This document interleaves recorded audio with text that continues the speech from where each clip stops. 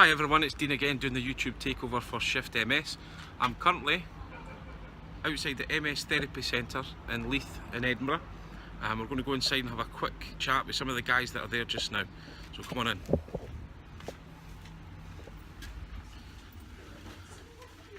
Now the first person at reception is Nancy Campbell. Hello. Have you flicked your hair yet? I'll flick my hair. Right, there you go. Nancy's the manager of the centre and we'll just have a walk around as well. As you can see, it's quite busy. There's yoga on. Oh, is there yoga on? I better not film that then.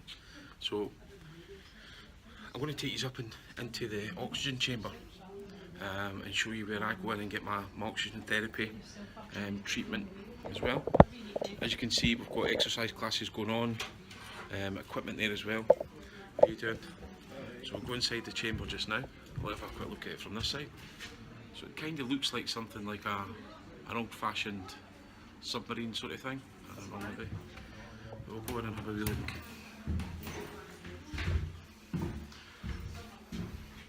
So inside, we've got all the seats here, and you've got all the tubes and things that bring in your oxygen and take out the nasty stuff.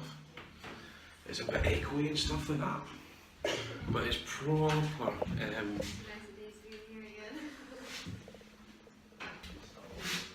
It's a little bit intimidating if you're not used to this sort of thing to start with, but I promise it's all okay.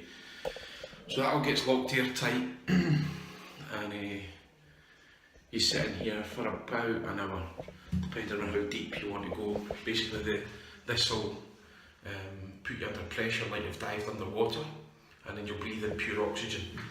For me, it helped me with sleeping better. Aches and pains associated with my MS, so the spasms and things like that were causing me a lot of problems previously. This has helped rectify all that for me. It's invaluable. Some of the world's top athletes use this as well when they're training for boxers use it if they've got an injury, and it helps basically speed up recovery. I think the science behind it is it increases your red blood cells, which increases healing. So with people that, for example, with MS and they've got the myeline's been damaged, that it can hopefully speed up any recovery on that, kind of like a natural steroid perhaps, I don't know.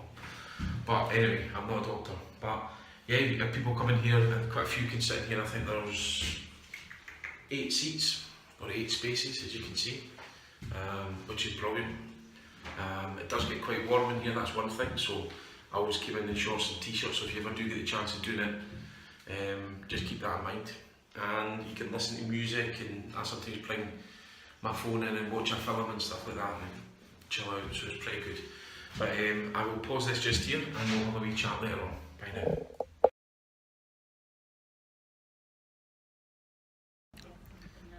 Hi everyone, it's Dean Riley here again, and I'm just continuing my July takeover on the ShiftMS YouTube channel. Today I am in the MS Therapy Centre in Leith, and I am visiting the centre. This was pretty much the place that has helped me be able to do what I do with the fundraising and raising awareness for MS. When I got first diagnosed, it wasn't just the treatments and therapies that I received here, but also the people that I met and the support that they gave me to keep me on an even keel. So today I'm sitting with one of the MS Therapy Centre's legends, Janice. Janice does lots for raising awareness and campaigning, not just for MS and the Therapy Centre, but the MS Society, but quite a lot of stuff in the community around the health and social care of people living with MS and disabilities. So really chuffed to be sitting here with Janice, and I'm going to let her speak a wee bit. There we are. Good afternoon. Good afternoon. Since she's swallowing, I've been eating a big pack of nuts there, so I'll make sure there's none stuck to my teeth. It's good to see you. It's Thursday's my regular day for coming into the centre. Sometimes I'll get into a pattern of doing regular visits, and for my diary it's easier to have one specific day. So Thursday's my day for coming in, and I take oxygen treatment, which some people find very useful for boosting energy. So I had oxygen treatment at 9:30 this morning, and then I've just enjoyed a 45 minutes of Reiki, and that was just wonderful. I sleep through the whole thing, so it was grand, but I feel very much more relaxed now for it. And I put aside one day each week for me. That's my day to go and relax and do what I want to do, and I find it great benefit, and I work my diary around about it, so I've had my pleasant morning. Different class. Now, one thing, obviously for me as a new person who was diagnosed, was coming in and meeting somebody like yourself. That was always, you were always busy, you're always doing something, you were always positive and upbeat, and I'm sure you, same as everybody else, we all have hard times and things like that, but certainly meeting somebody like you at the beginning made an impact on me, and made a difference to how I sort of got up and fought MS. And is that something you're conscious of that you do, or? I am I'm conscious of the fact that I am very much better now than I was around the time of diagnosis.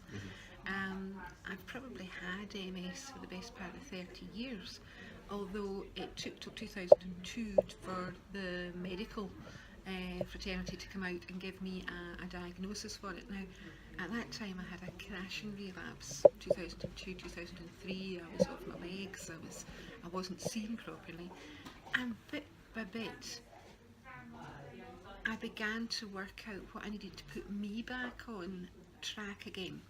And some of them things were very simple, and some of them were surprising.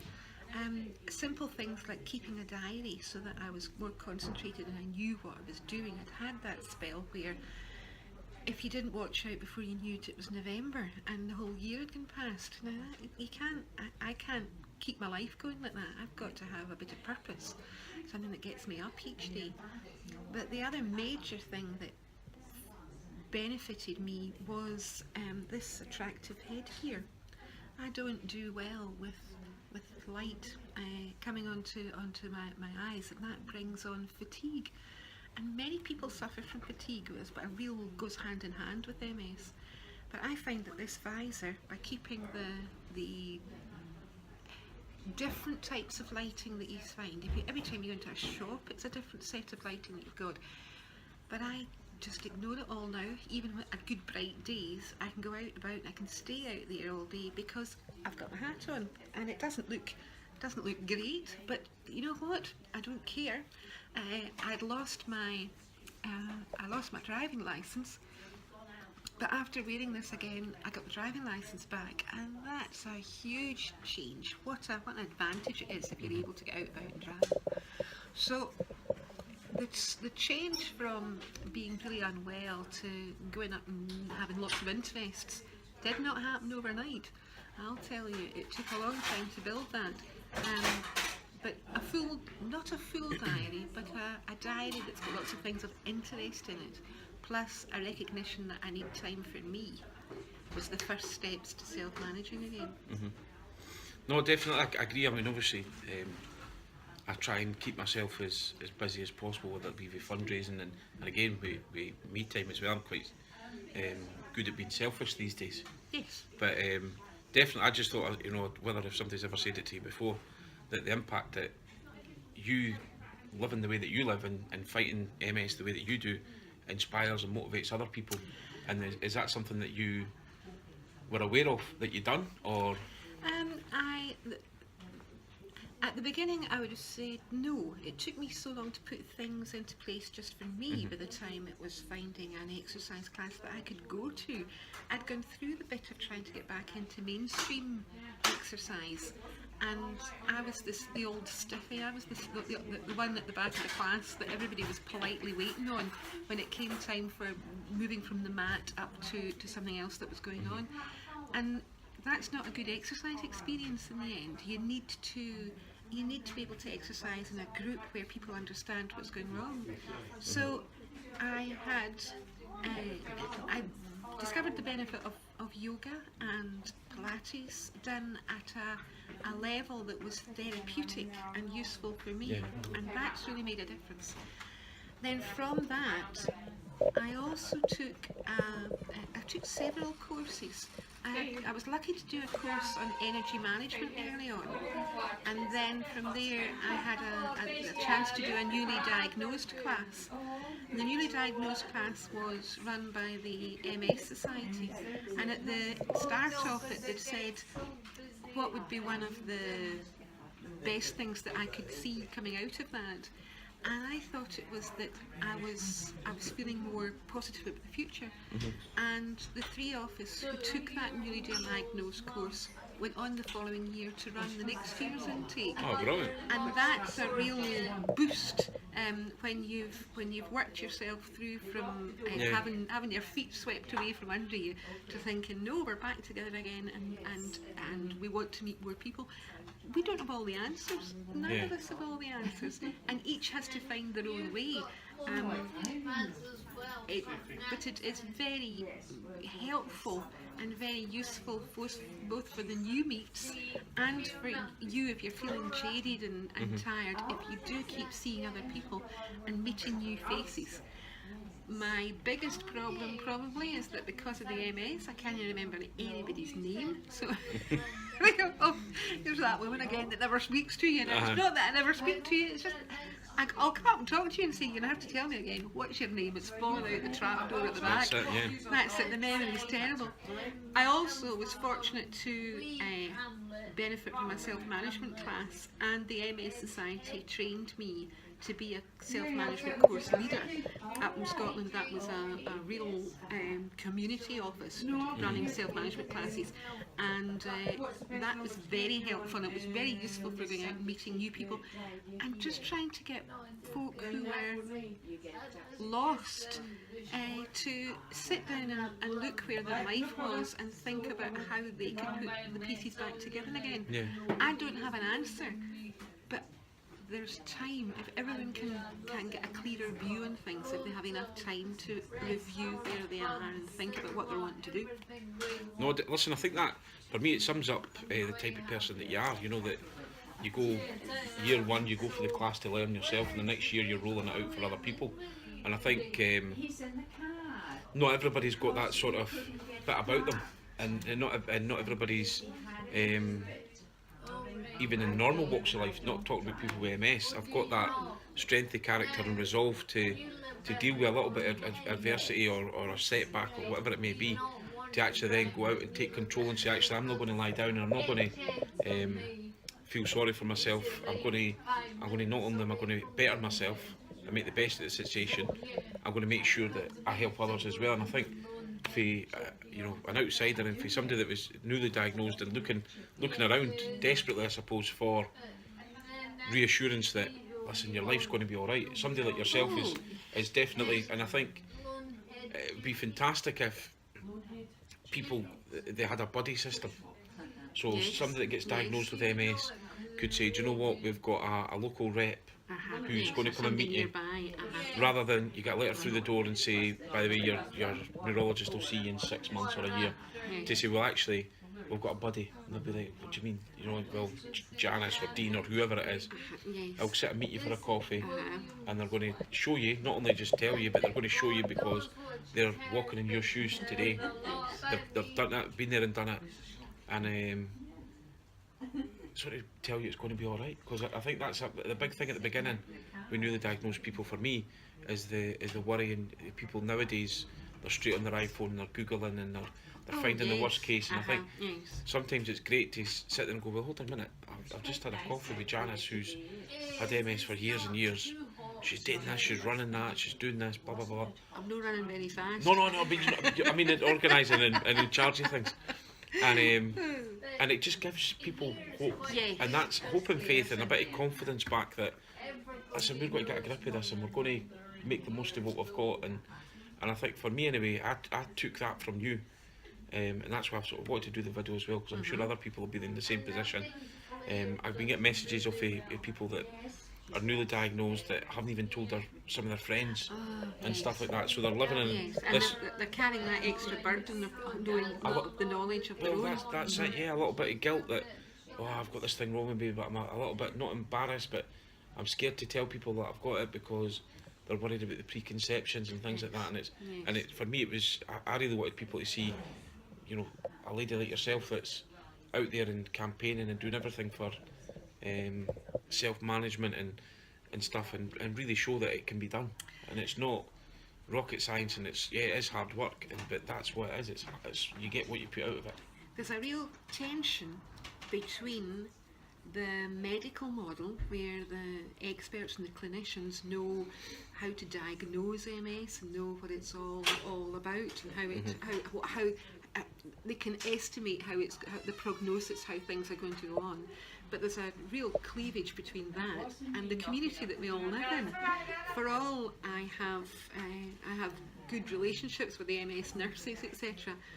I tend to do clinical trials, not because you get any better looked after, but it means that you're going in and you're keeping up to date with what is happening, and they call it the Hawthorne effect, that if you're actively doing something for yourself, everybody on the trial is a wee bit better than they would have been, and they know to allow for that at the end of it. I also put it down to, often when you've been diagnosed for many years, you'll find that you have a checkup which will last 35 minutes every 12, 18 months. Well, that's an awful lot of hours that you have to actually carry on living with MS out in the community. So what can your community do for you? And very quickly you also turn around the other way and say, well, what can I do for the community? It isn't just taking all one way, it's actually putting back in again as well. No, absolutely. And keeping busy and just doing stuff really interesting. No, definitely. Certainly from my point of view as well, I found that when I talked about the hard things that have happened for me, MS related wise, I felt stronger after doing it.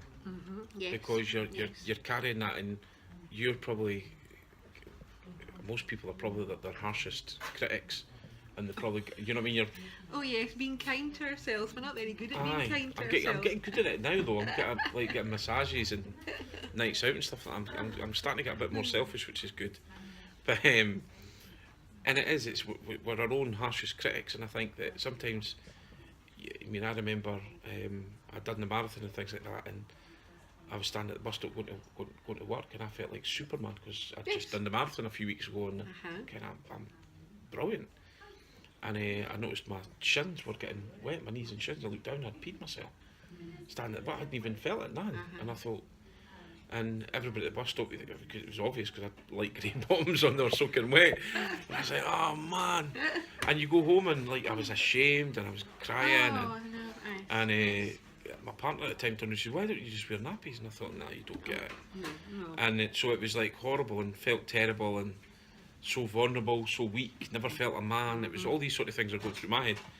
And then I decided to write a blog and talk about it, and instantly everything just lifted away. Yes. And I felt, do you know what, I'm not embarrassed of that anymore. And as soon as you take that away, I suppose it's kind of like a bully. If you don't tackle it, it's going to get worse and compound on you. But there is a narrow line between being honest and then going on about it all the time. Aye. That's the other true. one. Just get up and have a day where you don't. Well, I remember my sister saying to me once. My sister's a psychiatric nurse, and she said at one point, "Can you just not have a day where you don't think about MS?" And when I sat and thought about it, I thought, no, because the moment I open my eyes in the morning, I go to move, and the body doesn't do what I want it to. So from before I've even drawn the covers back, I'm aware that there's this thing living with me. There's this thing in my body, and I've got a friend that calls it Humphrey. Humphrey comes to stay and trips it up, and I've got. So there's lots of other ways of treating it. But it doesn't help when you're trying to hide things, because it's just extra pressure on you. Yeah. You have to work out the best way, or I find that it's been helpful to work out the best way for me to get through each day as it is. And whilst you're saying that I do lots of things, I always allow myself just to go home. If I've done X, Y, Z, and I've got another 2 or 3 things that I could do, I'm perfectly allowed to go, forget it, I'm heading off to my bed, I've done enough. I'm going home to see my husband and the 2 dogs. I've got enough on. Absolutely, So every now and then I'll just pack in and head home. No, quite right. But, no, it's yeah, but genuinely for me, people like yourself really made a difference for me when I was first diagnosed, massive difference. And this centre was invaluable, and I don't think I'd be doing as well psychologically, dealing with my MS diagnosis and things. I don't think I would have done as well as I did without not just Nancy and the oxygen therapy and physios and massage and but the actual social side of it. Use guys sitting talking to you, sitting having a cup of tea, eating some nuts and seeds. It makes a difference. It makes a huge difference. And Absolutely, come in and have a blender. Aye, and I think anybody watching this that they should go online and look for the local MS therapy centre because we've got them all over the UK. And you know, get in touch with the MS Society, support groups as well. You've got your local branches as well where you can go and meet people, and you know, sort of don't suffer in silence a little bit. And go and phone whoever's in charge of the branch, because you could find that there's various different meetings. They might have a book group, or they might have a younger group, or they might have ones that go to the pub meet every third Tuesday or whatever it is. So there'll be different groups and different age groups there. They might have one for young mothers. It just depends. They might have one for young fathers. There we go. Just as yourself, yes. I'd rather go to the single mothers one personally, but maybe that's just me. It is a shock. So we're in the MS therapy centre. It is a wee hub. So you've got the seating area here. I'll do a video of me showing you all around it. But we've got Nancy Campbell, who's the manager of the centre, on the reception today and doing a bit of graft. So I don't know. We'll maybe try and get a video with her later on. But she's very, very busy. But listen, Janice, thank you very, very much. Is anything else? Is there one last bit of advice that you would give to anybody newly diagnosed? That's put me in the spot. Sorry. One piece of advice. Value your family and those that you have round about you, because often you're not aware at the very beginning how life's going to change, and there'll be many times when the change is imperceptible. So make the most of it. And get on with life. It's a good day. Get out there and enjoy the sunshine. You've got every excuse now. Vitamin D is good for you. Get out there and take a tan. Brilliant.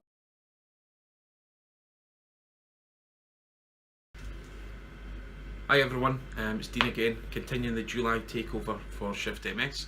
I'm in the office of Nancy Campbell, who is the manager of the MS Therapy Centre in Leith. Well, it's in Leith, but it's called the MS Therapy Centre Leith. And we're going to have a wee chat about some of the challenges that she faces on a daily basis in an environment where we're sort of supporting people with MS to make the most out of their life. Alright, Nancy? Yep. How are you today? I'm fine, a bit warm, but I shouldn't complain. It's Scotland and we've got heat. I know, it's a wee change. So we're in our palatial offices, as you can see. I mean, it's the grandest rooms I've ever. But it's, do you know what? It's refreshing that you're in an environment that's raising money for supporting people with MS, and there's no gold handles on the taps, and it's all kind of lack of storage, and the money's getting spent where it matters, which is outside there on the treatments and stuff, which is brilliant. It's needing a coat of paint and a new carpet, but that's not a priority. No. So if anybody's watching that can donate a coat of paint or some carpets, then they should get in touch with the MS Therapy Centre, because they really need it.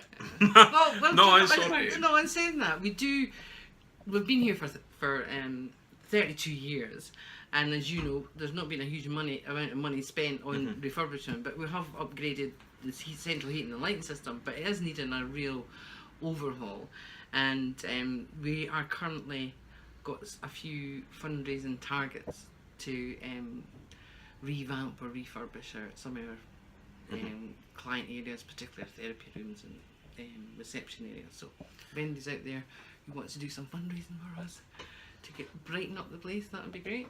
Definitely. Now, for my story, I came and started fundraising here when I first got diagnosed, and without a doubt, without the support function of all the people that are here, the treatments, whether it be getting a massage off of Susie, using oxygen therapy, physio with Gillian, I don't think I'd be the person that I am now and dealing with MS and fighting it the way that I am had it not been for this place. So it makes it, not just for me but for everybody, it's such a vital function within the community, and I know that you don't get a lot of funding from the NHS or the MS Local authority. or local authority and anything like that at all at the moment, which is makes a very, very challenging time, because you're trying to support people, and a lot of people with MS obviously are living on benefits. Not all of them, but you know, some are on benefits, and sometimes not very flush with money. So Well, I don't think anybody that's living on disability living allowance or some kind of incapacity benefit or whatever it's called now, personal independent payment or whatever, have much disposable income, and because we rely on donations, then it's like a double-edged sword for us, because obviously we need people to donate in order to keep the services going, I suppose. But you asked me about the challenges, but first of all, I'd like to say that this place ethos is extremely positive. When anybody walks through the door, we're here to help them and help them manage their MS. In other words, take control of their MS instead of MS controlling them. So hence the number of therapies and interventions from our physio team, and acupuncture and massage and reflexology, and not only that, but a lot of it's got to do with information and advice. Do you know what I mean? no, definitely. I mean, there's loads. You can go on the internet and you're just bombarded with information, and it's making sense of it. So I mean, people can come here and say, okay, this is what you need to know, and this is what you need to know now, and it's making life a bit more manageable for them, and so that they can make a bit of a choice about it. The biggest challenge we have is going back to the fact that people are coming in here and we're being very positive, helping them through whether it's exercise and diet information or complementary therapies or oxygen or whatever, and they're feeling like they're taking control and everything, but we don't have any control over what happens outside here. So, you know, if they're living on their own or maybe need some help in the house through social care or some, you know, medical support, then we don't really have any resources that would support them in the home. And it's about, I suppose it's a change of attitude that's really needed. Everybody working together, do you know, about, you know, whether it's the local authority or the health board and us all working together to make sure that that person living with MS is getting everything they need and the support they need. So, as I said, we can do what we can here and in a very positive way, but if the services aren't there outside in the wider community, then, do you know, it makes our job even harder. No, definitely, and I mean, certainly from my point of view, that for the people that maybe follow myself and the Dean versus MS stuff, and it's all very positive and upbeat and things, but I definitely think that this place, yourself and the other people and things, definitely made that possible for me. And I don't think I could see how easily it would be for people to get down and beaten and you know, miserable living with MS. Everybody talks about, oh, and there's loads of information there on the internet, and that's great, and there is. I mean, there's all these websites about this, that, and the next thing, but sometimes all people want is a cup of tea and somebody that's in the same boat as them. And a wee chat about it and sharing that experience and whatever. So the centre offers that. So if you just want to come in here and have a blather and a cup of tea and chat to people and just be out the house for the day, then that's fine, you can come and do that.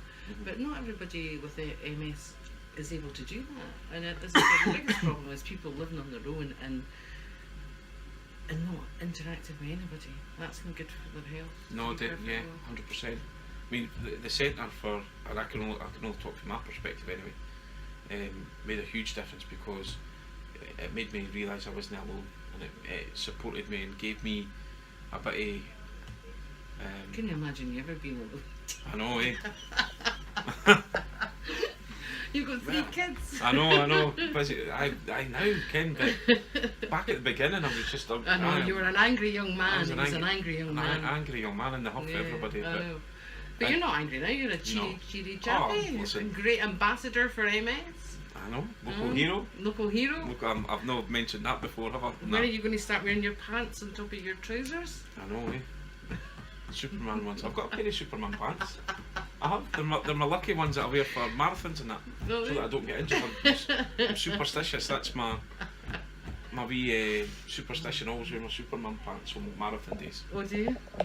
So I mean, it's a bit positive. I mean, you've turned your life around. I mean, you went through a really dark phase just after being diagnosed, and you know, angry and whatever, and look at you now. I mean, I know. yeah, it's fantastic. And It's fantastic. I mean, I certainly didn't to go about and try and be a role model or anything like that, but I certainly people like Janice, for me, is the ideal person to take inspiration from, because it's not. I mean, I get medals for doing marathons. I'm quite vain. I like that. I'll not run for a bus because I'll not run if I get a medal. I'm quite selfish and vain with some of the stuff I do, but Janice, she does so unbelievable stuff, and it's. But the thing is, she's positive about it. She just gets on with it. And I keep harping on about it, but just coming in and meeting the people and speaking to people. I know. I mean, listen, people, myself including, us MSers can be a pain in the arse to deal with. I know you can't comment on that, but I can.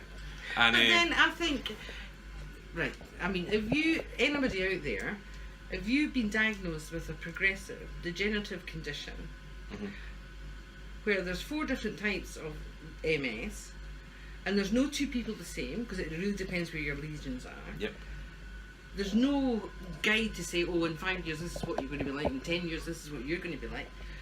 That's an horrendous thing, psychologically and emotionally, to come to terms with. So everybody I never thought about it like that, Nancy. It's quite bad when you put it like that. But no, so the thing is, so yes, we take it on the chin, yes, and there's moments when people have outbursts, and you understand it, it's frustration and getting angry. I mean, as I said, you were the angry man, and people, some of our clients do get angry, but we work through it, do you know, and that's what we're here to do. Do you know, it's just about supporting people to manage their MS. It's as simple as that. There's no rocket science. It's just about supporting people and being there to support them. In an ideal world, you guys would have the funding in place that you could have a physio with a car and a van, going round visiting everybody. Going round visiting But clients. it's not just the physio. I mean, we'd love to take things out into the community. I mean, we're based in Edinburgh, but we've covered the whole of the Lothians. I mean, it'd be lovely to have a wee pop-up clinic once a week in somewhere in East Lothian or in Dalkeith or in Livingston or something like that, so people didn't have to come all the way to Edinburgh. That's always going to be a problem. MS therapy on tour. Oh, that's it. That's the name for it. By the way, we're on it. I'm going to phone Tom Farmer and ask him for a van. We'll be golden.